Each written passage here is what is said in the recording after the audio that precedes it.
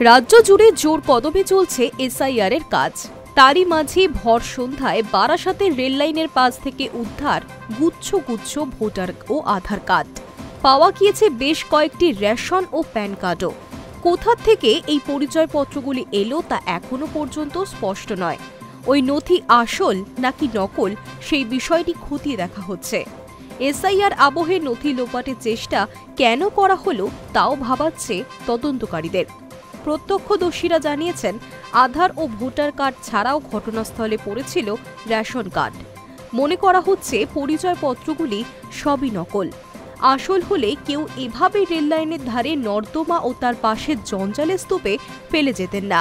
সম্ভবত এসআইআর আতঙ্কে কেউ এই সমস্ত ফেলে দিয়ে গিয়েছে। এদিকে এই ঘটনা ঘিরে তৃণমূল ও বিজেপির মধ্যে শুরু হয়েছে রাজনৈতিক চাপানুতর। যদিও শাসক শিবিরের তরফে এখনো পর্যন্ত এই ঘটনার কোনো প্রতিক্রিয়া পাওয়া যায়নি। পুলিশের তরফে জানানো হয়েছে, ঘটনার নেপথ্যে কারা যুক্ত রয়েছে তা খতিয়ে দেখা হচ্ছে।